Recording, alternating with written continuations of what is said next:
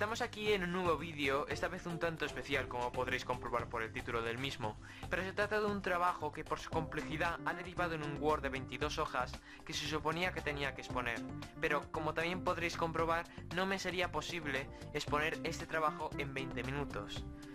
La razón es única y se explica a partir de mi metodología de trabajo para encontrar similitudes de la obra de Fernando de Rojas, La Celestina, con los videojuegos. Primeramente partimos de la premisa de que, como es de esperar, no hay un videojuego que muestre a la perfección dicha obra.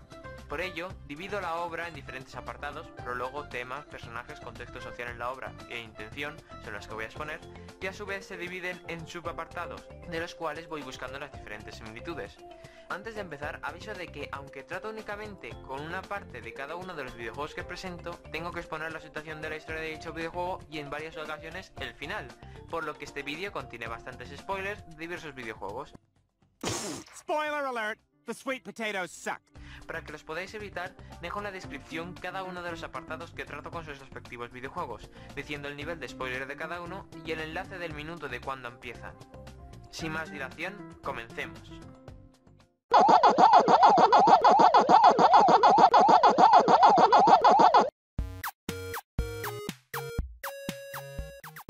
El prólogo de la obra es una parte muy importante de la misma que nos ayuda a conocer al autor o autores, mejor dicho, y su situación a la hora de escribirla, siendo compuesto por una carta de Fernando de Rojas a un amigo suyo y los versos acrósticos, llamados así porque la letra inicial de cada verso forma una oración.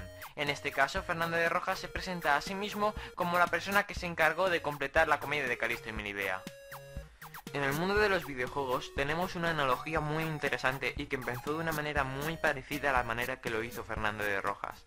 En la década de los 80, Atari 2600 era la plataforma más utilizada por los programadores para sacar a la venta sus juegos, pero la empresa de Atari no le daba importancia al valor merecido de los programadores, los cuales habitualmente se ocupaban de forma individual del diseño de un videojuego, por lo que aquellos trabajadores tuvieron que buscar una manera de hacerse notar entre la comunidad de los jugadores. El primero en hacerlo fue Warren Robinet, diseñador del videojuego Adventure, de 1979, que en una sala secreta dentro de su propia creación introdujo un mensaje oculto que no era fácil de encontrar, haciendo saber con dicho mensaje que él era el creador de dicho videojuego, Created by Warren Robinet, escrito en vertical. Y este fue el primer easter egg del mundo de los videojuegos, un secreto oculto que los programadores dejan ahí como su marca propia y los jugadores disfrutan buscándolos y encontrándolos. Esta tradición ha evolucionado mucho, siendo tan frecuente en los videojuegos actuales que casi todos suelen tener una historia detrás, o son referencias a otros videojuegos.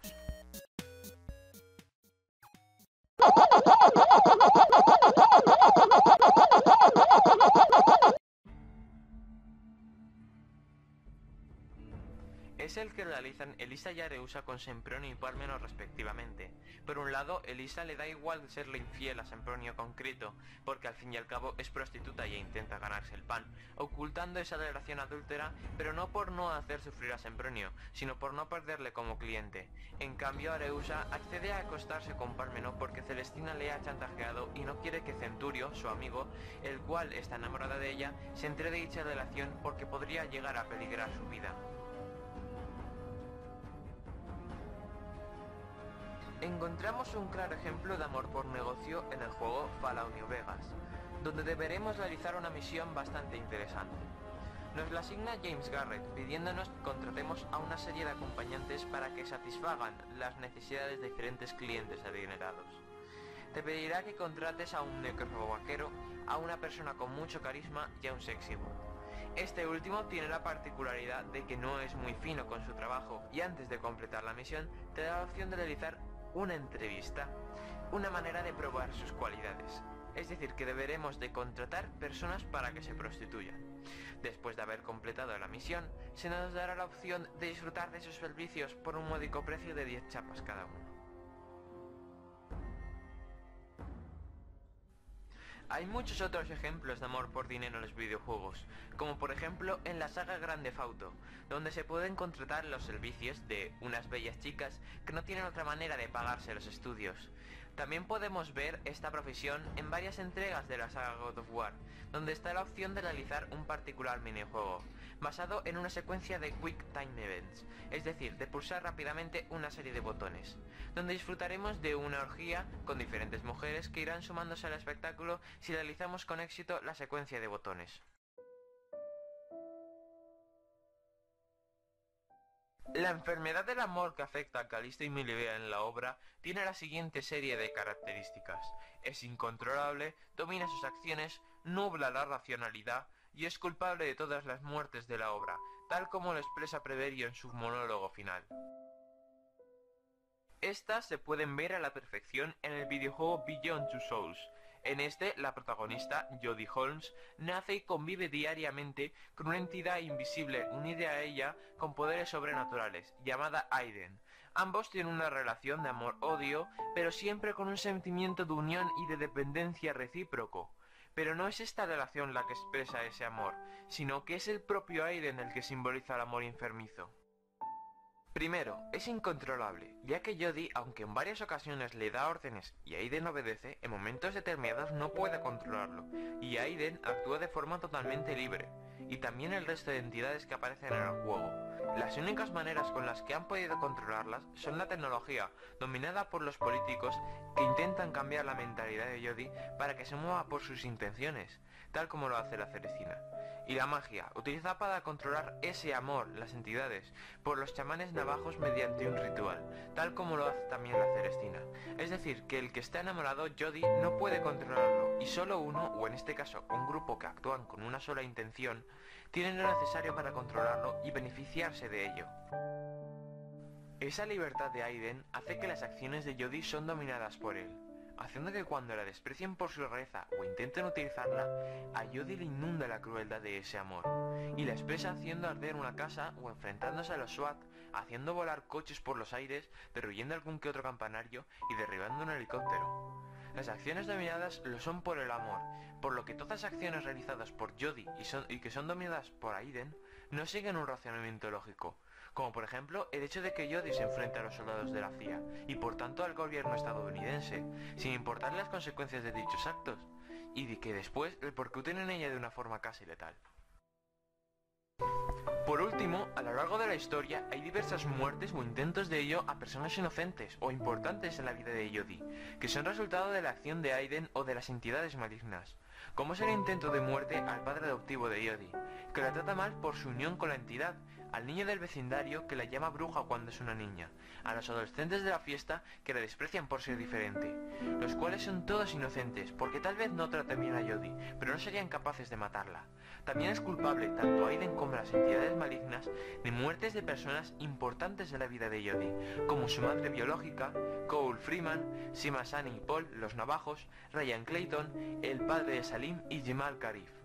Estas dos últimas muertes las efectúa Aiden, pero también es la voluntad de Jodie, porque formaban parte de una misión en un país africano en guerra cuando trabajaba para la CIA, y por eso, en el momento en que se entera que Jamal no es un señor de la guerra, sino un demócrata que intentaba devolver la paz a su país, Jodie siente una gran ira, tanto hacia Ryan, su superior directo en ese momento, como hacia la propia CIA, y es en ese momento donde se produce la mayor evolución del personaje, desde la niña inocente y obediente, que siempre tenía la opción de no dejarse llevar por las intenciones de su entidad, a formar un solo ser con él y huir para recobrar su libertad y descubrir su pasado, eliminando a cualquiera que se pusiera por delante.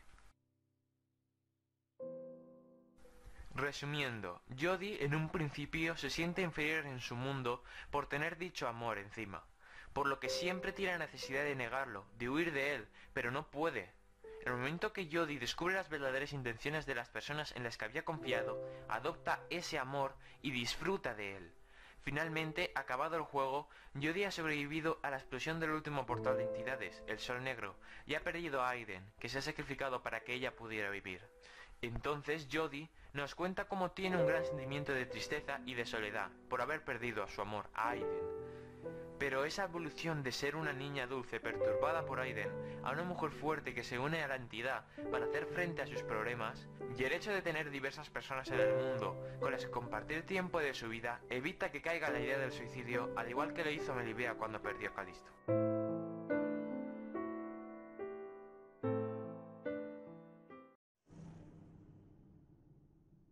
la obra, los personajes tienen diversas maneras de satisfacer sus deseos sexuales, si es que lo hacen. Primeramente, Calisto con Melibea y Pármeno con Areusa son relaciones creadas por la acción de la Celestina, y ambos hombres se mueven por el deseo sexual hacia las dos mujeres. En cambio, Sempronio con Elisa tiene un deseo sexual más lento y frenado.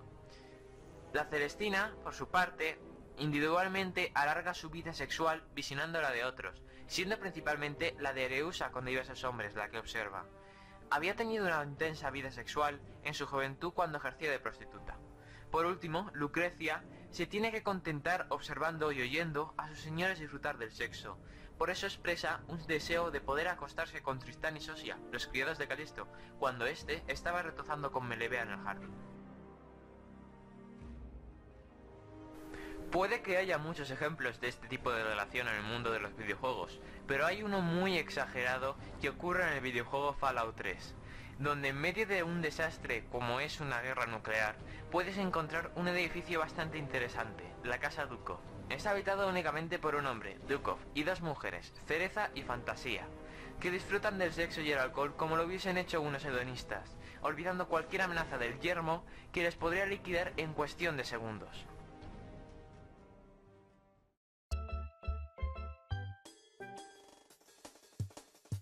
Centrándonos únicamente en la relación amorosa principal de la obra, vemos cómo rompe totalmente con los esquemas del amor cortés, que hasta ese momento era muy común en la literatura, siendo tan claro ese cambio que llega hasta el punto de ser una sátira hacia ese tipo de literatura.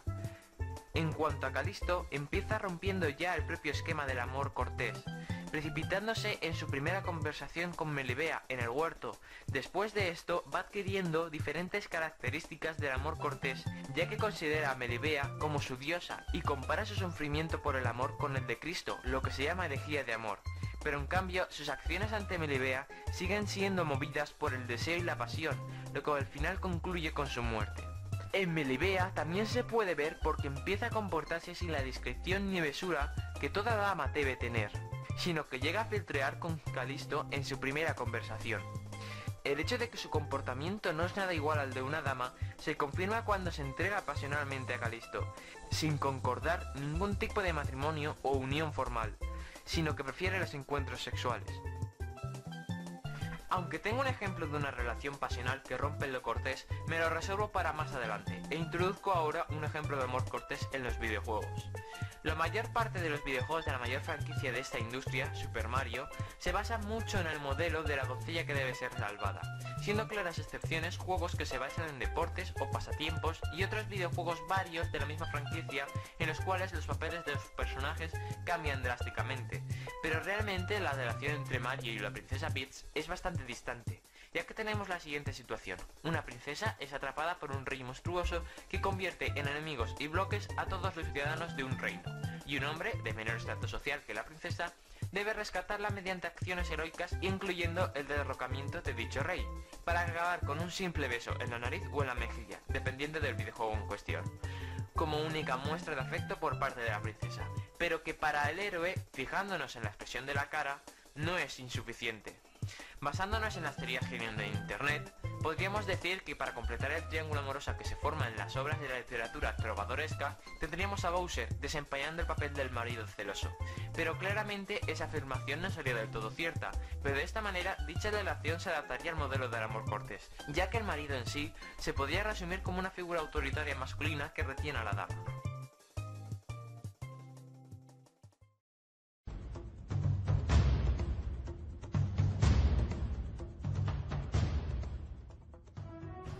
En la obra es el tema más central junto al tema del amor, siendo el primero consecuencia del otro. Es el móvil de la mayoría de las acciones de diversos personajes, como son Celestina, Sempronio y Pármeno, en los cuales ese vicio acaba con las mismas consecuencias, su muerte. En la primera entrega de la saga Uncharted encontramos un claro ejemplo de codicia y de una posterior muerte por la misma. Tras descubrir una manera de llegar a la mítica ciudad del Dorado gracias a un antepasado suyo, Nathan Drake y su amigo Victor Sullivan se dirigen a América del Sur. Pronto descubrirán que realmente el Dorado no es una ciudad, sino una estatua de oro que los españoles intentaron llevarse, pero no lo consiguieron. También lo intentaron los nazis durante la Segunda Guerra Mundial. Durante su exploración aparece Román, un empresario enemigo de Nathan, acompañado por Navarro, un cazatesoros que sabe la localización de la estatua, junto a un conjunto de mercenarios que irán tras ellos durante toda la aventura. Dejando a Sully atrás, supuestamente muerto, Drake continúa con Elena, una reportera que quería hacer un documental sobre la historia del antepasado de Nate. Más adelante se lo encontrarán con Sully, haciéndole saber que el tiro que había recibido en el pecho había sido bloqueado por el diario del antepasado de Drake. Dejando a Sully atrás, Nate y Elena continúan hasta descubrir que la estatua es portadora de una maldición que convierte en mutante a todo aquel que osa abrirla, habiéndose convertido en mutantes tanto los españoles como los alemanes de la Segunda Guerra Mundial. Pero Elena ha sido atrapada por Román y Navarro, y también han conseguido la estatua. El primero tiene la intención de abrirla para conocer su contenido, pero dentro solo hay una momia, el Hombre Dorado, que despide una sustancia culpable de esas mutaciones. Navarro, llevando a cabo su plan de traición, ejecuta a Román, que estaba convirtiéndose en un mutante. Con la ayuda de un helicóptero, Navarro se lleva a Elena y a la estatua, que cuelga en la parte inferior, pero Nate se agarra a ella. Mediante una acción heroica de Elena, el piloto acaba muerto y el helicóptero acaba estrellándose en un petrolero de Román, donde Navarro y Nate se enfrentan, uno para conseguir la estatua y el otro para evitarlo. Tras la pelea, Navarro acaba con la cuerda que ata la estatua con los restos del helicóptero enganchada en un tobillo. Los restos acaban cediendo en el borde del barco, y Navarro termina en el fondo del mar junto con la estatua. Con este ejemplo podemos ver una similitud entre la estatua y la cadena de oro que Calisto le da a Celestina y de la cual Sempronio y Pármeno quieren su parte. En un principio se supone que es un simple objeto material, con el único valor que la propia sociedad le hemos dado, pero en la situación adecuada hace que aflore el instinto codicioso de la persona, hasta llegar al punto de ser capaces de matar por ello.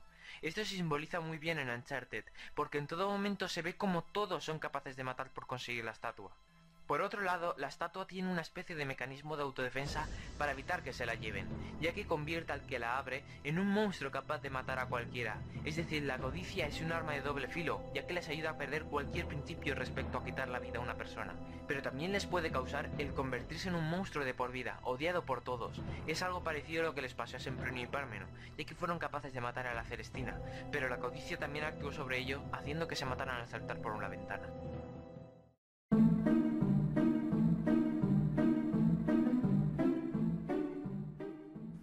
La concepción de la muerte en la Celestina se hace de tres formas distintas. La primera es la muerte como algo fugaz, que llega en cualquier momento, identificándolo con la muerte de Calisto, que interrumpe su vida. Por suerte, Calisto ha aprovechado su vida, disfrutando del placer sexual con Melibea. Esta reflexión sobre la muerte como algo que puede venir en cualquier momento se hace en el videojuego Final Fantasy IX, donde se trata principalmente a través de un personaje no humano, alguien creado artificialmente, una bonita paradoja, que le hará evolucionar a lo largo de la trama. Creado como parte de un ejército de magos negros por el villano del juego Kuja, Vivi despierta en la caverna de Quan, un hombre que acaba tratándole como su propio hijo, aunque Vivi se refiere a él como su abuelo. Cuando Quan muere, Vivi no sabe realmente lo que ha pasado, ya que, como es un ser sin vida, no sabe distinguir entre la vida y la muerte, por lo que atribuye este suceso a que su abuelo dejó de moverse. Más adelante, en el juego, en la aldea Dali, Vivi, ya en compañía de Ethan y algunos otros miembros del grupo, descubrirá que en realidad no es más que un muñeco creado para matar. Pasadas más horas de juego, el grupo llega a la aldea de los magos negros, donde habitan todos los miembros de esta especie que han escapado del ejército de Kuja, y donde Vivi descubre un cementerio donde yacen otros magos negros que también han dejado de moverse. El jefe de la aldea le dice que todos tenemos una fecha de caducidad y tenemos que aceptarlo. Ya al final del juego, en el enfrentamiento final contra Kuja, este acepta que él tampoco es inmortal, y eso le aterra tanto que si tiene que morir se llevará a todos por delante. Al vencerle, reconocerá que la única manera de perder el miedo a la muerte es muriendo. Tras esto aparecerá Tiniebla Negra, que hará una profunda reflexión sobre la existencia humana, afirmando que si nacemos para dejar de existir, tal vez no deberíamos existir, y así evitaríamos el miedo a la muerte. Ante esa medida radical, Ethan y sus compañeros, con la convicción que les da su deseo de vivir, logran derrotar a Tiniebla Negra, que simboliza la muerte, pero no por ello la hacen desaparecer. Habiendo acabado el juego, Vivi muere, pero deja una carta para sus compañeros, donde se nos explica que en cualquier momento podemos morir, por ello debemos disfrutar en todo momento del milagro de la vida, pero siempre aceptando el inevitable fin de nuestra existencia.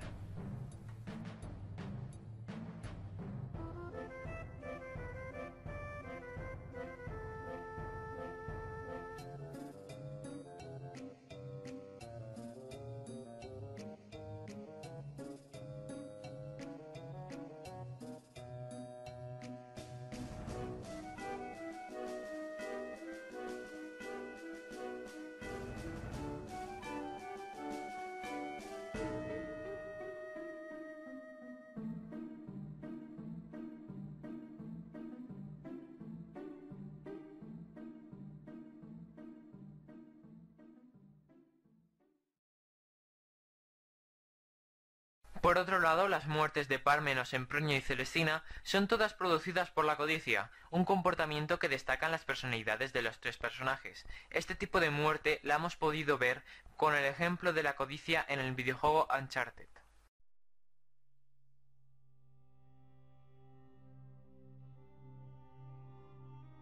En cuanto a la muerte de Melibea, el suicidio no estaba bien visto en aquella época, sobre todo desde la Iglesia, que denegaba cualquier salvación celestial para aquel que decidía esa vía para su muerte.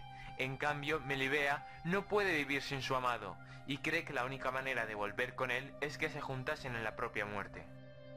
De vuelta al videojuego Beyond Two Souls, en el final de la historia, cuando Jodie destruye el Sol Negro y cae en una especie de coma, se le presenta la decisión más importante de su vida. Qué irónico, elegir entre la vida y la muerte. Y la muerte siempre estará con Aiden, y con aquellos seres queridos que ha perdido, además de que no volverá a sufrir todo lo que ha padecido a lo largo de su vida. Pero en la vida podrá disfrutar del placer con aquellos que aún viven, conocer el verdadero amor, y todas aquellas cosas que siempre deseó hacer o tener solo podrán ser si está viva. Ante esa disyuntiva, si elige la muerte, realmente es un suicidio, ya que elige de forma voluntaria no vivir, y también lo elige por la misma razón que Melibea, porque aunque en vida al fin podrá tener lo que siempre quiso, libertad, el no tener a Aiden molestando, unido siempre a ella, prefiere ir con él, con ese amor, porque sabe que no puede vivir sin él.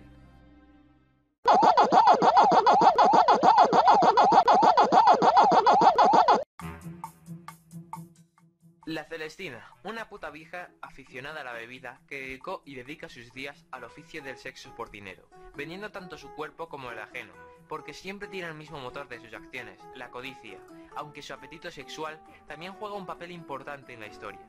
Siendo joven, ella y Claudina, la madre de Pármeno, se dedicaban juntas a la prostitución, siendo muy conocidas ambas.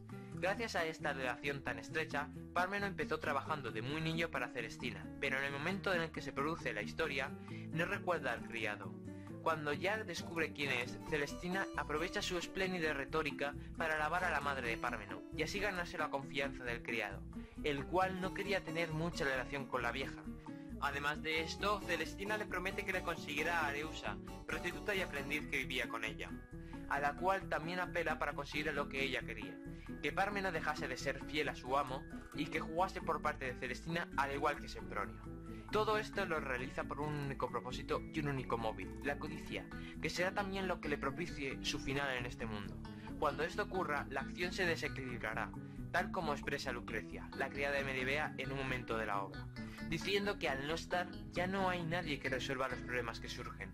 Celestina es una pieza esencial tanto en la obra como en el ecosistema social creado por el propio Rojas. Justo antes de su muerte, la propia Celestina se autorretrata como un mero elemento más de la sociedad, que solo pretende sobrevivir al día a día, dedicándose a su oficio como el resto de las personas del estamento inferior de dicha sociedad. En los videojuegos encontramos personajes de diferentes franquicias que dan vida a la Celestina desde diferentes puntos de vista. Por un lado tenemos a la casamentera de los Sims 2, que nos ofrece un NPC que comparte un oficio similar con la Celestina, y se asemeja con ella también en el aspecto físico y el comportamiento. Por otro lado, en cuanto a la personalidad de la misma Celestina, encontramos a Victor Reznov, de Call of Duty Black Ops. La casamentera de los Sims 2. Este NPC es introducido por primera vez en la expansión Los Sims 2 Noctámbulos, donde tiene como funciones principales dos. La primera, la venta de una serie de pociones, entre las cuales tenemos la ya mencionada poción de amor, y diferentes brebajes que liberan a los Sims de los efectos de las distintas formas sobrenaturales que pueden adoptar, vampiros, licántropos sin planta o brujo-bruja, que se van incorporando en posteriores expansiones de este juego. Por otro lado, también tiene otra función que también la asemeja al personaje de la Celestina, que es la posibilidad de concertar una cita a ciegas con cualquier Sim NPC del juego. Posteriormente, con la expansión Hobbies, la casamentera también se encargará de traerte una lámpara mágica, en el interior de la cual habita un genio que concede deseos, si algún Sim de la familia cumple una serie de condiciones. Por otro lado, la casamentera adopta una fisonomía y comportamiento que se asemejaría a una Celestina actual. Siempre es una anciana, adopta posturas donde se puede hacer ver su codicia y suele hacer uso de sus poderes para ver el futuro de las personas a través de una bola de cristal. Victor Reznov. En medio de la Guerra Fría, encerrado en la cárcel rusa de Vorkuta, un antiguo soldado comunista de la Segunda Guerra Mundial se encontrará con el joven Alex Mason, un americano que es el sujeto de pruebas de Nikita Dragovich, principal villano de la historia, y que intenta reconfigurar la mente de Mason para que asesine a JF Kennedy. Reznov tiene como móvil la venganza contra Dragovich y los otros dos villanos del juego, Steiner y Kravchenko, que le habían traicionado en una misión en el Ártico durante la Segunda Guerra Mundial, donde se disponían a arrebatarles un poderoso gas, el Nova 6, a los nazis, y como sujetos de prueba fueron cogidos involuntariamente Reznov y sus hombres. Este consiguió sobrevivir gracias a la intervención de las fuerzas militares británicas en el último momento. Para hacer posible esa venganza, él también lleva a cabo una manipulación sobre la mente de Mason, deshaciéndola realizada por Dragovich y poniéndole como objetivo matar a este y a sus otros dos compañeros de guerra. También, como fruto de esta manipulación, Reznov, que había muerto en la huida de Vorkuta al inicio de la historia, aparece en diversos momentos como fruto de la imaginación de Mason, momentos idóneos donde es necesaria la ayuda imaginaria de Reznov, simplemente para hacer que Mason se mueva por los principios que Reznov le inculcó, tanto durante su hermandad en Vorkuta como con la manipulación mental. En resumen, tenemos una persona que para poder sobrevivir en una cárcel influye en otra y así que esta otra comparta con él sus mismos objetivos. Para ello hace uso de la retórica y lo manipula mentalmente para poder conseguir lo que quiere, poder vengarse de aquellos que intentaron matarle. Pero no puede perder esa posibilidad de ninguna de las maneras, por lo que evita su desaparición haciendo creer a Mason que aún sigue vivo, ya que sin esas apariciones de un Reznov falso, Mason no podría seguir adelante, porque Reznov es la pieza maestra, la pieza esencial de todo ese rompecabezas que conforman los personajes de la historia.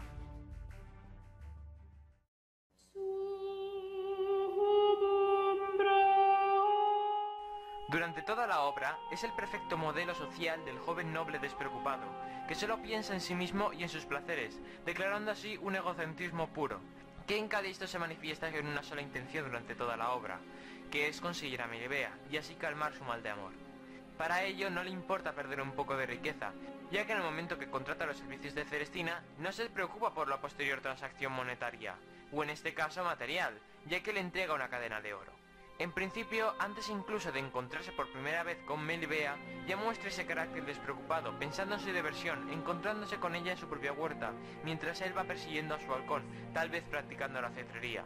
Y cuando concluye su papel en la obra, muere cómicamente, todo hay que decirlo, también disfrutando de la vida, ya que se encuentra retozando con Melibea durante una noche de amor. En el mundo de los videojuegos encontramos un claro ejemplo de Calisto, situado en la misma época histórica, el Renacimiento, pero esta vez en Florencia, Italia. Se trata del personaje de Ezio Auditore da Firenze, protagonista de 3 de las entregas de la saga Assassin's Creed. Pero nos centraremos únicamente en la primera de las entregas que protagoniza, Assassin's Creed 2, y en alguna información que nos ofrece la siguiente entrega, Assassin's Creed Brotherhood, sobre el pasado de dicho personaje. Ezio Auditore es hijo de una familia burguesa y su única preocupación es divertirse, por lo que tras una noche de pelea junto a sus compañeros contra Pieri de Pazzi y su panda, se encuentra con su hermano Federico y acaban juntos en lo alto de una iglesia, desde donde se ve la casa de Cristina, su amada. Haciendo oídos sordos a lo que le decía su hermano, olvidando por completo la hora que era y no teniendo en cuenta las consecuencias que le llevarían esa acción ante su padre, Ezio decide ir hasta la casa de Cristina, para pasar lo que quedaba de noche con ella. Ya bien entrada la mañana, Ezio debe escapar por la ventana del cuarto de Cristina porque su padre los había descubierto. Como era de esperar, al llegar a casa, su padre era conocedor de las acciones que había protagonizado su hijo la noche pasada, y le echó una buena reprimenda. Tras los acontecimientos traicioneros que hicieron que Ezio perdiera a su padre y a sus dos hermanos, huye de Florencia, pero 2 años después debe volver, y decide hacer una visita a Cristina. Descubre entonces que ella está comprometida con un tal Manfredo, el cual, en el momento de su reencuentro, está recibiendo una paliza por unas deudas de fuego. Cuando Ezio lo salva de los matones, le amenaza para que sea un buen marido. Al volverse a donde estaba Cristina, la besa y le dice que se ha encargado de que Manfredo sea un buen marido, y se va.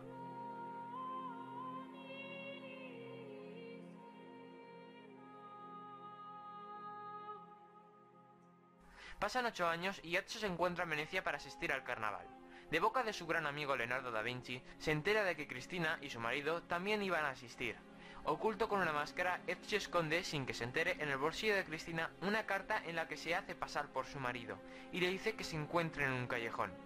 Cuando ambos se encuentran, se besan, pero Cristina no tarda en darse cuenta de la verdadera identidad de aquella persona. Tras esto tienen una pequeña disputa donde Cristina le hace saber que realmente le amaba más a él que a su marido y que Ezio tuvo la oportunidad de quedarse con ella, pero lo lanzó en brazos de otro hombre. Finalmente le dice que no quiere volver a verle.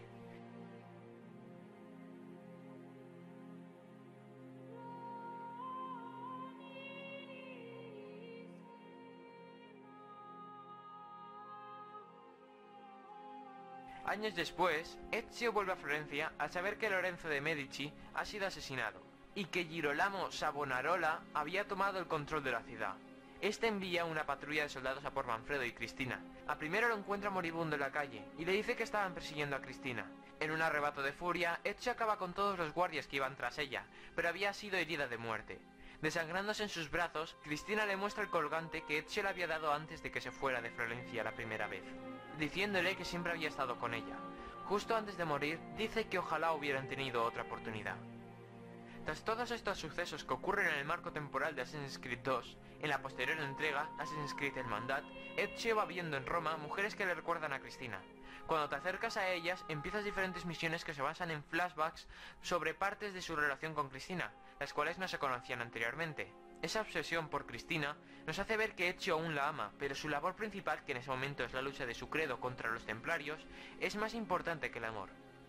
Concluimos entonces diciendo que Ezio en un principio se comporta como Calisto, ya que solo piensa en divertirse y su amor por Cristina es totalmente carnal, pero el momento en que sus responsabilidades hacia su familia y en su vida general aumentan exponencialmente, su mente supera su pasión, sus acciones se mueven mucho más por la razón, aunque en el momento en que Cristina aparece de nuevo en su vida, lo deja todo para intentar volver a conseguirla, pero no puede. Primero Cristina está comprometida, después descubre que realmente hizo mal, y que debería haberse quedado con Cristina, aunque estuviera prometida, y por último es la propia muerte la que les separa.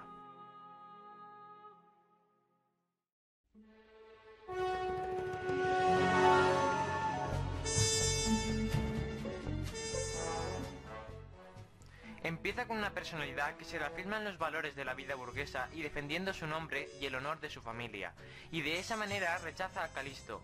En su primera conversación con la Celestina, no se sabe realmente si su amor por Calisto ya existía desde el momento que se encuentran en el huerto, o la hechiza a la Celestina, haciéndole creer que ya estaba enamorada de antes. En su soliloquio nos hace ver que su amor existe, sin responderse aún así a la incertidumbre anterior, pero que no lo hace ver porque su raciocinio y su respeto al honor de su familia no deja expresar abiertamente sus sentimientos ante una persona de otra clase social, porque va en contra de su educación.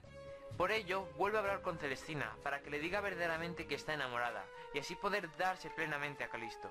Hecho esto, Melibea, aunque locamente enamorada, su mente es consciente de esa locura, y por tanto de sus actos, y por ello siente un gran dolor por el hecho de estar deshonrada a su familia.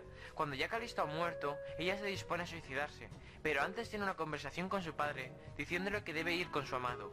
Muriendo ella también, ya ha cometido suicidio, Pleberio, su padre, tiene un soliloquio donde nos da a entender que la visión de la sociedad del amor como algo idílico, dulce y perfecto no es correcta, porque el mismo amor se había llevado a la muerte a Calisto, la Celestina, a Sempronio, Pármeno y a su propia hija. Es difícil encontrar un personaje en los videojuegos que evolucione de manera similar a como lo hace Melibea, pero sí que hay diversos personajes que cumplen con las mismas características de Melibea antes y después de la intervención de Celestina, siendo Carmelita Fox de la saga de videojuegos de Sly Cooper, la que corresponde a la primera parte de Melibea, y la princesa Garnet von Alexandros del videojuego Final Fantasy IX, la que correspondería a la segunda parte. La inspectora Carmelita Fox siempre ha tenido una cierta relación con Sly, pero ella no muestra realmente sus sentimientos hacia él, que sabemos que existen por el final de la tercera entrega de la saga, donde Sly, intentando derrotar al villano, el Dr. M, salva a Carmelita poniéndose en la trayectoria de un proyectil lanzado por M. Carmelita acaba derrotándolo y se dirige donde Sly ha caído inconsciente, que se despierta diciendo que no recuerda nada. Entonces Carmelita aprovecha para engañarle diciendo que él es su compañero, el agente Cooper. La razón de por qué no muestra sus sentimientos es que la sociedad le niega totalmente una relación entre una representante de la ley y un ladrón, y eso siempre lo tiene presente. Además que tiene una gran reputación como policía, a la cual debe hacer honra, y expresar abiertamente sus sentimientos hacia él sería una deshonra tanto a su profesión como a su propia reputación. La única manera de conseguir entablar una relación con él es hacer que Sly no sea un ladrón. Aunque parece que lo consigue cuando está amnésico, aún parece recordar lo que realmente es.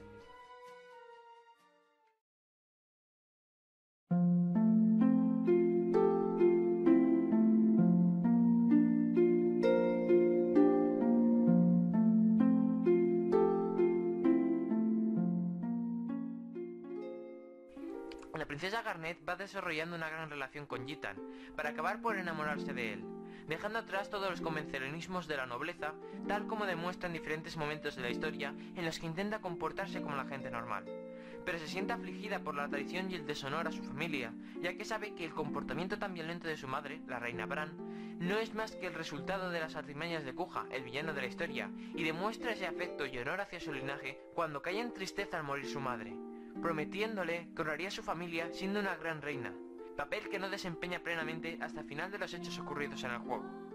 Aunque no concluye su vida con un suicidio por amor porque Gitan se sacrifica para salvar a Kuja, después de haber derrotado a Tiniebla Negra, ella cae en una gran tristeza, pero debe volver a Alexandría para tomar el trono como reina, siendo lo que le había prometido a su madre. Pero tiempo después, Tantalus va a representar Quiero ser tu canario, y el personaje originalmente interpretado por Marcus se descubre que es Gitan. Garnet corre desde el balcón real hasta el escenario, dejando atrás todo convencionalismo de la nobleza, dejando en el suelo su colgante y tirando su tiara para acabar a los brazos de su amado. Ambos dos comparten una escena muy emotiva con un bonito abrazo delante de un público aplaudiendo con gran excitación.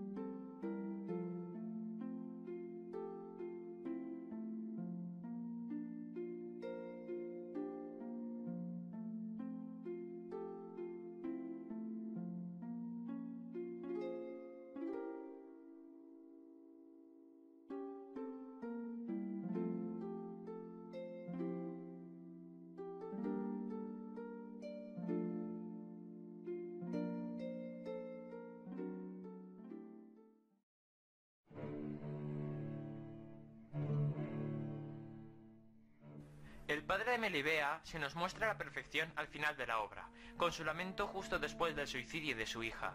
En este monólogo expresa su odio al amor, valorándolo como una entidad falsa y rastrera que le ha arrebatado a su hija, y es el presunto culpable de todas sus desgracias. Quería mucho a su hija, pero sobre todo porque la necesitaba para que le dase todas esas riquezas que tanto le habían costado conseguir a lo largo de su vida, considerando a su mayor tesoro que más le duele perder, porque así lo expresa, prefiere perder todas esas riquezas antes que a su hija. Aunque culpa al amor, él es realmente el culpable de su propia desgracia, ya que había confiado en la inocencia de su hija, creyendo que tardaría tiempo en interesarse por los hombres. Este error le conlleva un resultado negativo para él, que es el ser el padre más desgraciado del mundo porque su hija se ha suicidado por amor. En el videojuego BioShock Infinite vemos una estructura similar en la acción de los dos padres personajes de esta historia, Booker DeWitt y Zachary Comstock. En primer lugar tenemos a Booker, padre aparentemente soltero de una niña, un bebé llamada Anna, que está sumido en la miseria por unos recuerdos perturbadores de la contienda militar en Wounded Knee, los cuales intenta ahogar con un alcoholismo y ludopatía pronunciados. Y esta ludopatía le lleva a tener una serie de deudas de juego, que podrá saldar si la entrega a un hombre, Robert Lutez, su hija. Según parece, esta niña será entregada a un hombre llamado Comstock, el cual se encargará tanto de las deudas como de los remordimientos de Booker. Cuando le entrega a su hija, no puede con el remordimiento de haberla vendido, por lo que persigue a Lutez, y lo descubre en un callejón con Comstock, pasando a través de un portal entre universos paralelos creado por Robert y su hermana Rosalind con una tecnología basada en moléculas de suspensión cuántica. Al intentar recuperarla, Booker hace que el dedo meñique de la mano derecha de Anna quedase fuera del interior del portal cuando este se cerró, perdiendo dicha falange. Este hecho hizo que Anna quedara atrapada entre dos mundos, y esto le confiere el poder de abrir portales o desgarros entre universos ya existentes o de crear unos nuevos.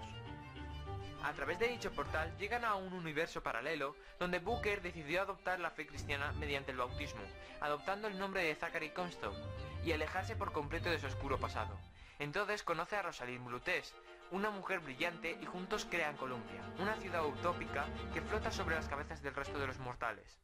Con la misma tecnología que utiliza para hacer que flote la ciudad, Rosalind consigue crear portales a otros universos paralelos. Su primera parada fue a un universo donde ella misma nacía como hombre, Robert Lutez, y no como mujer, prácticamente idénticos, salvo por un solo cromosoma, como hermanos gemelos, pero de distinto sexo.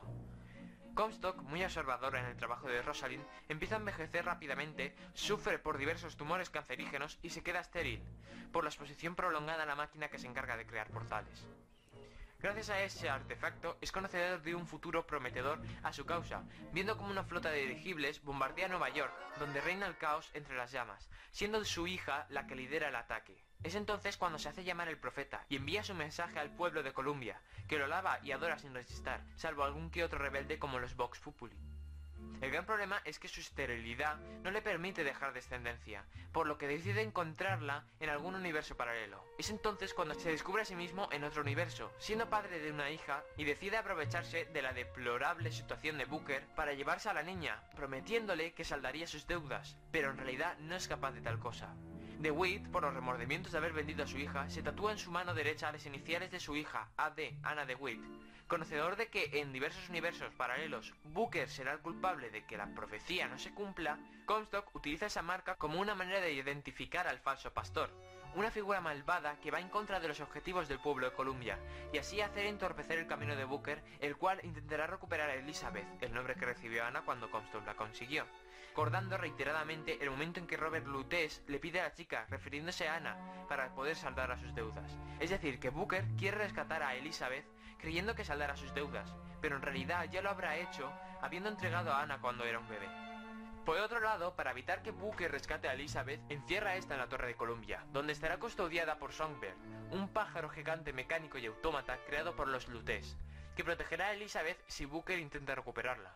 Además, en esta torre, donde Elizabeth ignora la verdad sobre su persona y sobre lo que le espera, se le ha succionado parte de su poder con una estructura en la base de la estatua, el sifón, que evita que sea capaz de crear nuevos desgarros, siendo únicamente capaz de abrir desgarros ya existentes. Uno de los mayores problemas en el plan de Comstock era que tanto Lady Comstock, su mujer, como los hermanos Lutes, conocían que realmente Elizabeth no era quien el pueblo creía saber. Para ello, Comstock asesina a su mujer, acusando a los Vox Populi de dicho crimen, y traiciona a los gemelos Lutes, modificando la máquina que creaba los desgarros, con la esperanza de poder matarlos, pero lo único que consiguió fue impregnar a los gemelos de la habilidad de poder saltar entre los universos. Es cuando obtienen dicha habilidad, fruto de la traición de Comstock, que Booker entra en la historia de nuevo, siendo el único que puede vencer a Comstock, pero no solo en ese universo, sino en todos, haciendo que no llegue a existir jamás. Para ello, llevan a Booker hasta Columbia, donde lo abandonan a su suerte, esperando que descubra el buen camino a través de su propio objetivo, rescatar a Elizabeth y saldar sus deudas. Para ayudarle, tienen diversas apariciones donde le confieren tanto a él como a Elizabeth, cuando ésta ya ha sido rescatada, información sobre los universos paralelos y sus propiedades. Llegando casi al final de la historia, Elizabeth será atrapada por Songbird y llevada hasta la casa de Comstock. Entonces Booker decidirá ir a rescatarla, de nuevo, pero mientras avanza por el interior de la casa de Comstock, va descubriendo diversos desgarros donde él no consigue recuperar a Elizabeth, y esta va perdiendo poco a poco la esperanza, hasta que acaba cediendo a las órdenes de Comstock, que le pide que lidere un ataque contra la humanidad que vive en tierra. Cuando llegas al último desgarro, te encuentras a una Elizabeth anciana en un universo donde la profecía se ha cumplido, y ese ataque está siendo realizado. Elizabeth se dirige a ti, ofreciéndote un papel donde están las instrucciones para controlar a Songbird, culpable de que Booker no consiguiera rescatar a Elizabeth. Al recibirlas, vuelves al momento donde Elizabeth había sido recapturada por el pájaro. Cuando la rescata de encima de una mesa de operaciones, deciden encontrar a Comstock para enfrentarse a él. Es entonces cuando, para evitar que Booker consiga su objetivo, Comstock ordena a su hija que pregunte a Booker qué le pasó realmente a su dedo, haciéndola saber que él tenía algo que ver. Para evitar que hiciese daño a Elizabeth, Booker agarra a Comstock y lo estampa y ahoga en una fuente de piedra, matándolo, pero no evitando su existencia en el resto de universos paralelos. Después de esto, Booker expresa no conocer realmente la verdad sobre el dedo de Elizabeth, y abandonando el tema, se cuelan en el buque insignia de Comstock, y con la ayuda de las instrucciones cedidas por esa Elizabeth alternativa, consiguen controlar a Songbird, que les ayuda a repeler el ataque de los Vox Populi y a destruir la Torre de Columbia. Conseguido esto, Elizabeth recuperará todo su poder, pudiendo crear nuevos desgarros, y evitar que Songbird, que ya no estaba a sus órdenes, acabase destruido en el fondo del mar, ya que Elizabeth crea un desgarro en el momento justo que los lleva a Rapture, la ciudad submarina, donde se ambientan los primeros dos juegos de la saga. Allí, Elizabeth confiesa a Booker que al haber recuperado todo su potencial, es capaz de saber todo lo que hay tras cada universo paralelo. Es decir, que conoce la manera de conseguir que Comstock no llegue a existir jamás, y evitar que Elizabeth tenga una vida de sufrimiento destinada a dirigir una guerra contra la humanidad. Finalmente, cuando ya descubren toda la verdad sobre la identidad de Elizabeth y Booker, llegan a la conclusión de que la única manera de evitar la existencia de Comstock es que el Booker que decide bautizarse y pasa a ser Comstock sea ahogado en el agua con el que iba a ser bautizado. Y así es como pasa, eliminándose por completo cualquier universo paralelo donde se cumpla la profecía, y quedando un solo universo para Booker, donde no venderá a su hija siguiendo con sus deudas y remordimientos. De todo lo expuesto, podemos ver una estructura tanto en Booker como en Comstock que es similar a la que desarrolla Pleberio en su Lamento. En primer lugar, ambos dos personajes se odian mutuamente, tal como lo hacía Pleberio al amor, considerándose el uno al otro como falsos. Booker considera a Comstock como alguien que pone en su contra al pueblo de Columbia mediante la propaganda, que le ha arrebatado a su hija y que se supone que le podrá ayudar con sus deudas y sus remordimientos, pero no puede, y lo único que consigue es causarle un remordimiento aún mayor al haber vendido a su hija. Por otro lado, Comstock considera a Booker como el falso pastor, que intentará evitar que se cumpla la profecía rescatando a Elizabeth. También ambos consideran a Anna Elizabeth como su mayor tesoro, Booker teniéndola como necesaria para saldar sus deudas de juego y sus remordimientos, tanto al entregar a Anna como intentando rescatar a Elizabeth, y para Comstock también lo es el cordero, la semilla, ya que es necesaria para cumplir la profecía, el mayor deseo de Comstock. Pero aun teniendo dichos objetivos, prefieren no conseguirlos, perder otros seres queridos o sus grandes obras antes que perder a sus hijas. Booker se arrepiente de vender a Anna y prefiere no saldar sus deudas antes de perder a su hija, y Comstock prefiere matar a su mujer, traicionar a los gemelos Lutece que tanto le habían ayudado y hacer arder su ciudad antes de perder a su hija. Finalmente, tanto Booker como Comstock son realmente los culpables de su desgracia, al igual que Pleberio. El primero canjea la vida de su hija para poder sentirse bien consigo mismo, y como resultado, aparte de los grandes remordimientos que le produce ese hecho, en diversos universos no conseguirá recuperar a su hija, haciéndose verdadera la profecía. Por su parte, Comstock, su traición hacia los Lutece hace que estos, al conseguir esa habilidad, deciden salvar a Anna de Comstock, enviando a Booker para rescatarla. Con ello, Comstock recibirá una justa muerte, no consiguiendo su propósito, y dejará de existir en cualquier otro universo, ahogando el Booker que decide bautizarse.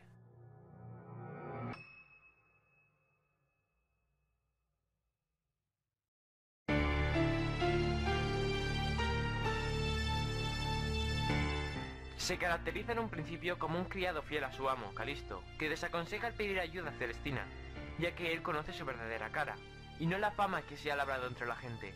Él la conoce realmente bien porque su madre y ella eran como uña y carne cuando la primera aún vivía, y él mismo había trabajado para la vieja. A estas advertencias, Calisto hizo oídos sordos, ya que el amor hacia Melibea no brindó la razón y se centraba únicamente en satisfacer su pasión.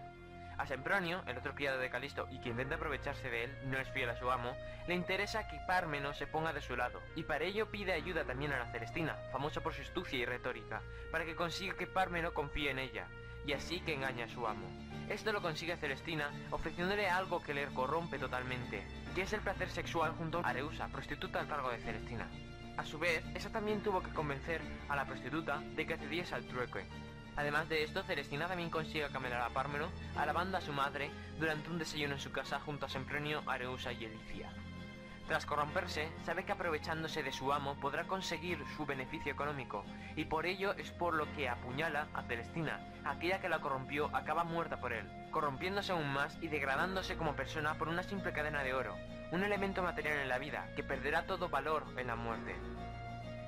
Volviendo al videojuego Final Fantasy IX, vemos un arco de transformación de personaje que sigue una estructura muy similar a la de Pármeno. Es el caso de Kuja, el villano de esta historia. Kuja, un genómino originario de Terra, planeta gemelo a Gaia donde se produce la acción, es creado por Garland, que tiene como misión asimilar almas de diferentes planetas, es decir, absorber las almas de aquellos que mueren en otros planetas, ya que es la fuente de vida de los terratenenses. Garland lo crea con el objetivo de acelerar la asimilación de almas de Gaia, enviándolo a dicho planeta para que cree el caos y produzca guerras entre los diferentes reinos. Para ello, utilizará tanto un ejército de magos negros, armas de guerra creadas a partir de la niebla que inunda los continentes, como los Heliodones, una serie de criaturas y bestias de la destrucción que solo unos pocos son capaces de invocar y controlar. También se valdrá de la reina Bran de Alexandría para influenciarla a atacar los reinos vecinos, Burmecia y Liblum. Por otro lado, Garland crea otro genómido más perfecto, Gitan, el protagonista de la historia, que tendrá la misma función que Kuja, la de Ángel de la Muerte, ya que este último acabará pereciendo. Ante este hecho, Kuja se siente amenazado y encierra y suelta a Gitan a su suerte en medio de Gaia, ignorando su verdadera función y destino. Además de esto, Kuja decide rebelarse a su señor y abandonar su causa para adoptar una nueva propia, que es conseguir el máximo poder posible y poder dominar tanto Gaia como Terra. Mientras transcurren los hechos, Jitan y su grupo llegan a Terra, donde se enfrentan a Garland, derrotándolo, y a Kuja, que los derrota al conseguir entrar en trance y utilizar la magia Artema. Después de esto, Kuja aprovecha el estado moribundo de Garland para lanzarlo de un puntapié desde lo alto de una torre. Pero aún perdiendo su cuerpo, una entidad sigue acompañando al grupo para ayudarles a vencer a Kuja. De boca del espíritu de Garland, Kuja se da cuenta de que por mucho poder que tenga, no es inmortal, por lo que llegará un momento en que dejará de existir. Ante esa impotencia, cambia totalmente su objetivo de dominar los dos mundos, a destruirlos, ya que no merecen la existencia si él no puede existir eternamente. Como resultado de ese egoísmo catastrófico, recibe la muerte, aun con los esfuerzos de Jitan por salvarle. Tras todo lo expuesto, vemos como hay una clara similitud en la estructura del arco de transformación de ambos personajes. En primer lugar, los dos son fieles a sus amos, siguiendo Kuja la causa de Garland. En un momento de la historia del personaje, un hecho hace que se corrompa y que adopte otra causa. En el caso de Parmeno es Celestina la culpable de dicha corrupción, pero en el caso de Kuja es la creación de Jitan por parte de Garland como ángel de la muerte que acabará sustituyéndole, haciendo que Kuja tome una causa propia, que es conseguir la dominación de los dos planetas gemelos. Por último, ocurre un último hecho que vuelve a corromperlos, siendo la codicia por la cadena de oro, la que acaba con que Parmeno asesina a Celestina, y el descubrimiento de su temprana mortalidad por parte de Kuja, que hace que intente destruirlo todo. Ambos dos actos conllevan un mismo resultado, la muerte del personaje.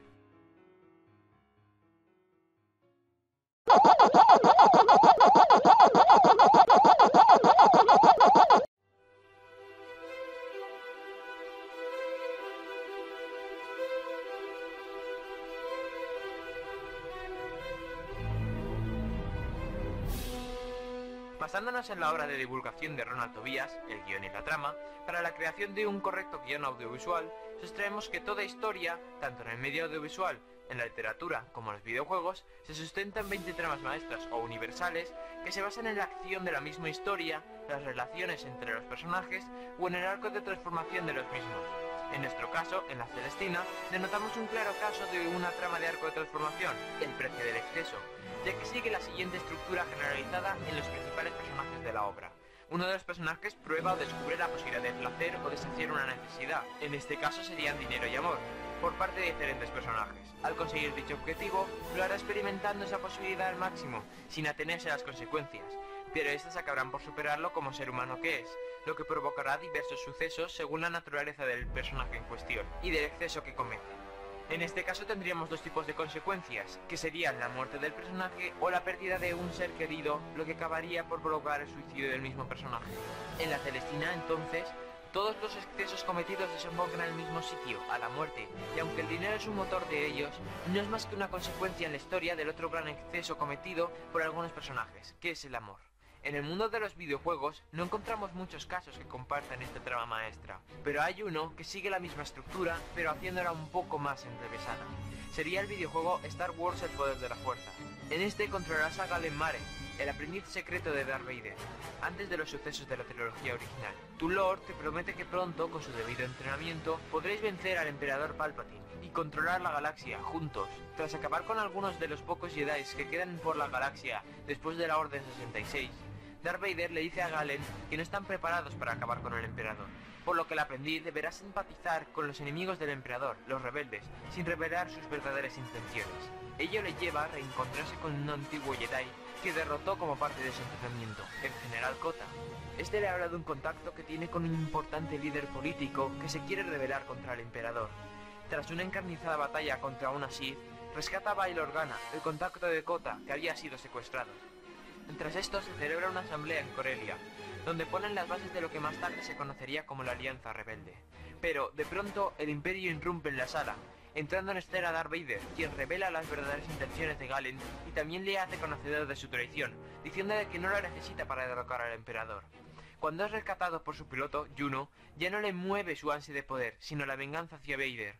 Por ello, cuando llega la Estrella de la Muerte en construcción para rescatar a los líderes de la Alianza, retenidos en la sala del Emperador, se le ponen por delante dos opciones: rematar a Darth Vader, con el que ya has tenido una encarnizada batalla, o luchar contra el Emperador, que en ese momento está torturando al General Kota. Cuando eliges la primera opción, vencerás a Vader, entonces te acercarás a Palpatine haciendo la intención de unirte a él, aunque intentarás salvar a Kota. Pero Palpatine ya contaba con eso, por lo que se protege, remata a Kota y tu personaje acabará desplazado por su propia nave, la cual venía a rescatarte.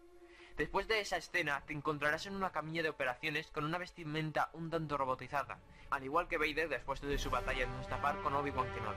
Entonces el emperador te dirá que aún le podrá servir como aprendiz, pero que no tardarás en ser sustituido, y que de momento sufrirás una larga sesión de tortura. Por otro lado, si eliges la segunda opción, intentarás vencer al emperador, pero cuando ya lo hayas vencido, mientras los secuestrados intentan huir, Palpatine se levanta y empieza a lanzar sus rayos contra ti.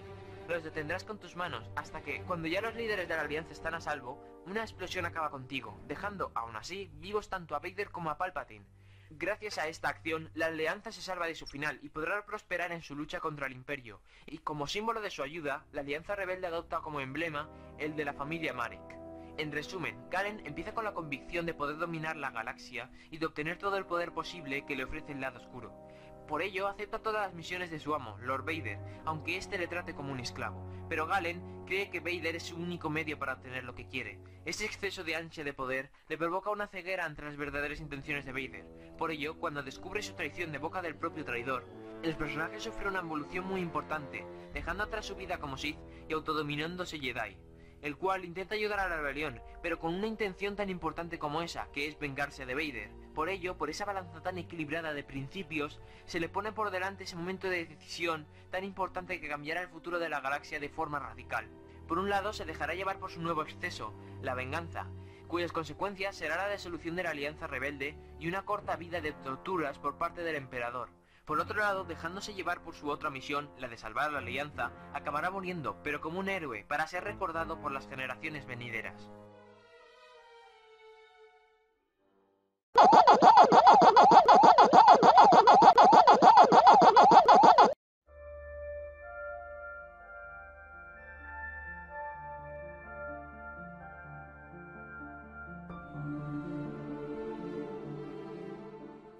El mayor logro de la obra es que muestra a la perfección el cambio de la sociedad de aquella época, a través de cada uno de los personajes, ya sean prostitutas, criados, burgueses o nobles despreocupados. Incluso Centurio nos muestra la faceta de los mercenarios. Todo esto también se nos muestra en dos videojuegos que ya he mencionado anteriormente, Assassin's Creed 2 y Brotherhood, centrándonos más en el primero. En primer lugar, tenemos la figura de las prostitutas. En la historia del juego las introduce Paola, la madame del burdel más famosa de Florencia, la Rosa Colta. Ella es hermana de Annetta, la criada de la familia Auditore, y como aliada de Giovanni Auditore, el padre de Ezio, en el credo de los asesinos, da asilo a María y a Claudia, su madre y su hermana, después de la traición a la familia. También se encargará de enseñarle un par de habilidades a Ezio, para poder desenvolverse como un verdadero asesino, tales como el ocultarse entre la gente para pasar desapercibido y robar sin que la víctima se percate, habilidades necesarias para poder sobrevivir en una ciudad corrupta y traidora hacia su familia. Voy a enseñarte a sobrevivir, le dice Paola a Ezio antes de comenzar su entrenamiento. Por otro lado, la historia de Paola es un tanto trágica. Sus padres murieron en el mar cuando ella tan solo tenía 8 años, únicamente acompañada por su hermana Annetta. Entonces tuvo que decidir entre ingresar en un convento o prostituirse, eligiendo la segunda opción. Tras unos años de los cuales no se tiene mucha información sobre su persona, a los 20 años fue acusada y arrestada por matar a un guardia de la ciudad. Gracias a la intervención de su aliado, Giovanni, consiguió salir en libertad alegando defensa propia. En 1465 abrió la Rosa Colta, su burdel propio, donde protegería a muchas otras desdichadas de la calle. Además, no tardó en convertirse en un centro neurálgico de la ciudad, siendo normal incluso encontrarse con miembros tan importantes e influyentes en la ciudad como los de la señoría o de la familia Medici. En cuanto a la prostitución, era un oficio muy común en la Italia renacentista, pues en la mayoría de los casos las mujeres tenían como únicas opciones quedarse en casa con la familia o ingresar a un convento. Además, también la sociedad italiana aprobaba la prostitución, y muchos burdeles eran regulados por el gobierno. Fue a finales del siglo XV cuando las ciudades empezaron a aprobar leyes en contra y obligaban a las cortesanas a mantenerse al margen de la sociedad respetable. En el videojuego, aparte de esta información, también se nos ofrece la oportunidad de contratar grupos de 4 cortesanas para ocultarnos entre ellas o usarlas para distraer a los guardias de la ciudad. En segundo lugar tenemos los criados, que en la obra se nos muestran en grandes cantidades, cosa que es diferente en el videojuego, ya que la única criada que aparece es Annetta, la de los Auditore, que siempre fue fiel a sus amos, al contrario que Sempronio y Parmeno. Ella ayudó a la familia llevándose a María y a Claudia a un lugar secreto, al burdel de su hermana Paola, y después continuó junto a la familia cuando se trasladaron todos juntos a la Villa Auditore en Monterriccioli. La información que se nos presta en el juego sobre los criados nos dice que era uno de los pocos trabajos que se consideraban respetables para una mujer de clase baja durante el Renacimiento. Además también añade que las familias ricas rara vez tenían más de una criada o dos, cosa algo disonante con la cantidad de criados de la familia de Calisto. Por último, dice que la mayoría de criadas eran mujeres muy jóvenes o incluso niñas, que esperaban que sus amos les ayudaran a mejorar su situación tanto económica como social, pero lo normal era que las despidieran con frecuencia. En cuanto a información sobre criados varones, el juego no ofrece mucha, ya que no hay ningún personaje masculino relevante que desempeñe tal oficio, pero sí tenemos el ejemplo de los ayudantes de Leonardo da Vinci, aliado del protagonista, que en el videojuego no tienen gran importancia, pero tienen diferentes intervenciones en los libros de cada uno de los juegos de la saga. Al principio, Leonardo, cuando conoce a Ezio, solo dispone de un ayudante, Agnolio, que le ayuda a servir a los invitados y a vigilar el taller en su ausencia. Posteriormente, cuando Ezio visita de nuevo a Leonardo para que repare su hoja oculta, heredada de su padre, ya tiene un nuevo ayudante, Innocento, que junto al otro se está encargando de ordenar el taller, lo que para Leonardo, un hombre muy extraño en ese sentido, significa todo lo contrario, que se lo están desordenando. A veces me pregunto por qué me molesto en darles trabajo, expresa Leonardo en dicha ocasión, haciendo ver su enfado y desacuerdo con el concepto de orden de sus ayudantes. Tiempo después, en otra visita de Ezio, este observa que la plantilla de ayudantes había aumentado bastante, pasando a ser media docena de personas, siendo supervisadas por Agnolio e Innocento, con más experiencia que el resto. Pero el más importante de sus ayudantes fue Salai, que hace su aparición en Assassin's Creed La Hermandad, en el DLC de la desaparición de Da Vinci. Según la base de datos del Animus, Salai era más conocido como Gian Giacomo, y lo contrató como ayudante cuando tan solo tenía 10 años, y desde entonces las travesuras del pequeño Salai influyeron de forma directa en la vida de Da Vinci, hasta tal punto de ponerle su correspondiente mote, Salai, haciendo referencia a un diablo, personaje del Morgante, de Luigi Pulci. Aun con ese historial, la relación entre maestro y aprendiz fue muy cercana y duradera, estando juntos 25 años, tratándolo siempre con indulgencia. En este DLC, primeramente, Ezio debería ir al escondite de los ladrones para buscar a Salai, que estará jugando a los dados, como era de esperar para Leonardo. Tras salvar de unos matones encapuchados, los herméticos, Ezio le hace saber que van detrás de un objeto que está en su poder. Salai sabe que se refiere al fragmento del Edén, cosa que sorprende a Ezio, respondiendo al ayudante a esa reacción con un «él me lo cuenta todo». Aunque la confianza que hay entre ambos es bastante amplia, Salai no tarda en confesar a Ezio que está cansado de que Leonardo le haga trabajar tanto, y que por ese excesivo trabajo le pague tan poco.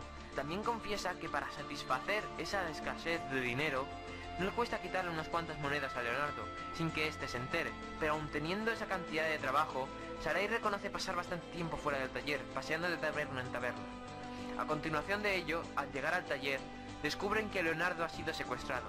Salai se muestra muy triste y desolado, y en un principio rehace ayudar a Ezio con la búsqueda contestando un par de preguntas, pero no tarda en comprender que él es el único capaz de devolverle a su maestro. «Ve y tráemelo de vuelta», le dice Salai a Ezio cuando saben dónde está. Habiendo sido rescatado Leonardo de las manos de la secta seguidora de Hermes, este te pregunta por Salai, afirmando que estará divirtiéndose, gastando los florines, el dinero, que le roba, a lo que Ezio le dice que está en el taller. Leonardo, evitando que Ezio sepa que su relación con Salai trasciende de lo meramente profesional, dice, «Es un alivio, lo digo por mis florines», pero Ezio lo sabe igualmente, afirmando que no tiene por qué ocultarlo. Pasando a los burgueses y nobles despreocupados, el mayor ejemplo de ello en la obra es Calisto, como alguien que su único objetivo es divertirse, y es así en diversos personajes del videojuego, siendo los más claros los hermanos Auditore. En primer lugar, el mayor de ellos, Federico, disfruta pasando las tardes bajo la sombra de uno de los árboles del jardín de su casa, haciendo carreras hasta lo más alto de los edificios con su hermano Ezio, o burlándose de este al saber que le iba a caer una buena regañina por parte de su padre. Claudia, por su parte, sí que tiene una preocupación muy grande al principio del juego, pero mínima si la comparamos con la traición que sufre su familia días después, ya que descubre que su prometido Duccio le engaña con otra mujer, siendo tu misión darle una lección mediante una paliza. El menor de la familia, Petruccio, de 13 años, tiene justificación por no preocuparse por otra cosa que no sea divertirse, pero según los registros del juego, Petruccio era un niño bastante enfermizo, y las plumas que te hace recoger al principio del juego no es más que una manera de entretenerse, un medio paliativo para sentirse mejor.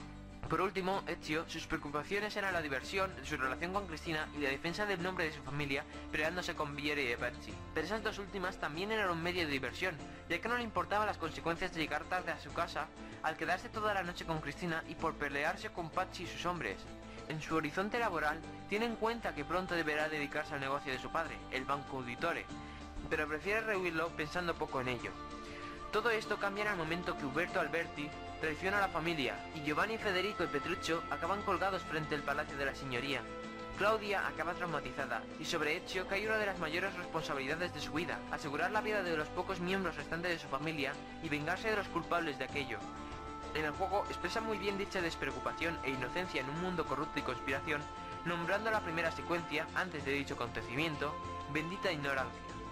Por último, tenemos el papel de los mercenarios de esta sociedad, personificados por Centurio y Traso, que aunque no tienen mucha importancia en la obra en sí, les muestran una clase social muy importante en el Renacimiento, sobre todo en Italia, los mercenarios, donde eran contratados por las diferentes ciudades para defenderse del ataque de otras o para conquistarlas. Como no se guiaban por ningún código de honor, a menudo recorrían a la violación o al saqueo, además de que si no les pagaban, se disolvían y solían hallarse con alguna ciudad enemiga que sí les pagase y atacar a la ciudad a la que anteriormente pertenecían. Pocos eran los que eran soldados honorables, los cuales eran mejor valorados y apreciados.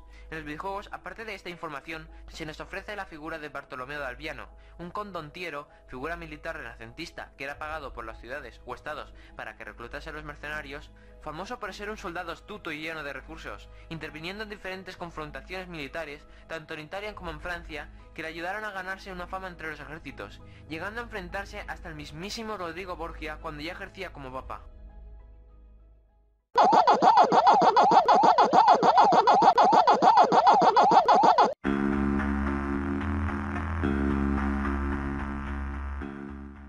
La Celestina se caracteriza por mostrar el cambio de la sociedad de la Edad Media al Renacimiento, pero Fernando de Rojas la escribió como una crítica a ese cambio, a cómo la sociedad se corrompía poco a poco para conseguir dinero y objetos de gran valor.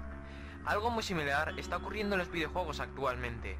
Nuestras tiendas se están llenando de juegos de desarrolladoras que solo piensan en sacarnos los cuartos, siendo mayoritariamente sagas rancias que pretenden sacar un juego nuevo cada año, y los afamados FPS, First Person Shooter, como Call of Duty, Battlefield, Gears of War, Halo, todos esos juegos donde tanto niños como adolescentes, incluso adultos, pretenden mostrarse como gente madura matando gente de forma simulada. Y las mismas desarrolladoras deberían replantearse y cambiar esa política de producción, ya que tal vez la guerra no sea como ellos la pintan, representando continuas batallas campales donde no importan los motivos de la matanza ni las consecuencias que supondrán para tanto el bando contrario como el aliado. Y toda esta crítica es expresada en el juego Spec Ops: The Line, un juego que retrata la vida militar del capitán Martin Walker, que debe irrumpir en Dubái, territorio enemigo, para rescatar al coronel de la Armada Americana, ofreciendo una reflexión sobre la guerra, haciéndonos ver que tal vez nuestra causa no siempre sea la correcta, por mucho que nosotros lo creamos así, dándonos un escenario sangriento y apocalíptico, en otras palabras, de dolor para el jugador que debe realizar las ejecuciones, que le hacen crecer y pensar que tal vez matar gente no es algo verdaderamente adulto.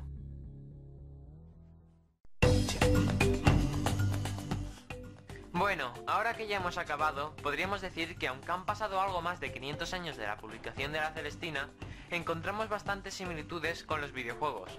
Pero claro, son similitudes, no influencias, porque sería un videojuego muy especial aquel que nos lo presentasen como el juego que retrata a la perfección la trágica y cómica historia de Calista y Milivea, además de que no tendríamos esas ventas. Pero tal vez un crossover con los personajes que he expuesto, ambientado en la Florencia renacentista, que haga una reflexión profunda sobre la muerte y con un easter egg que ponga el nombre del programador jefe, tenga algo de éxito. Nada más, espero que sea de utilidad para aquellos que están en la misma situación en la que estuve, esperando que Google me ofreciese una respuesta útil a la Celestina en los videojuegos.